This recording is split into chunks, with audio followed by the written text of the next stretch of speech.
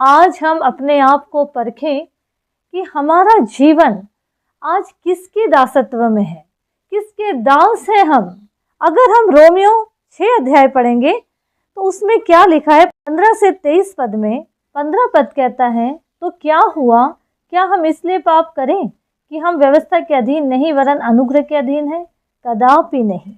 पौलुस साफ कह रहे हैं कि अनुग्रह हमें पाप करने की छूट नहीं देता है, बल्कि अनुग्रह हमें पाप से मुक्त करने के लिए है। प्रियो 16 पद में वो हमें समझा रहे हैं कि हम जिसके आज्ञाकारी बनते हैं उसी के दास बन जाते हैं, या तो पाप के जिसका परिणाम मृत्यु है, या फिर आज्ञाकारिता के जिसका परिणाम धार्मिकता है।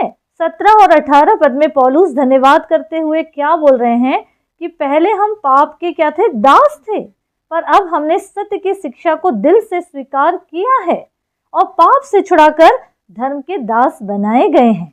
19 पद में क्या लिखा है, मैं तुम्हारी शारीरिक दुर्बलता के कारण मनुष्य की रीति पर कहता हूँ, जैसे तुमने अपने अंगों को कुकर्म के लिए अशुद्धता और कुकर्म के दास करके सौंपा था, वैसे ही अब अपने अंगों को पवित्रता के लिए धर्म के दास करके सौंप दो। 19 पद में क्या बोल रहे हैं कि जैसे पहले हम अपने अंगों को अशुद्धता और अधर्म के लिए सौंपते थे, वैसे ही अब हमें अपने आप को पवित्रता और धर्म के लिए सौंपना चाहिए। 20-21 पद क्या कहता है, जब तुम पाप के दास थे तो धर्म की ओर से स्वतंत्र थे, अतः जिन बातों से अब तुम लज्जित होते हो उनसे उस समय तुम क्या फल पाते थे, क्योंकि उनका अंत तो मृत्यु है। इसका मतलब ये हुआ कि जब हम पाप के दास थे, पाप में डूबे हुए थे और वो लज्जा के काम करते थे, तो उससे हमें क्या फल मिलता था? उसका तो अंत मृत्यु ही है। लेकिन इसके बाद भी पौलुस का संदेश यहाँ नहीं खत्म होता। प्रियो 22 पद में लिखा है, अब पाप से छुड़ाए जाकर और परमेश्वर के दास बनकर तुम्हें वो फल मिला जिससे पवित्रता होती है और उसका अंत अनंत जीवन है।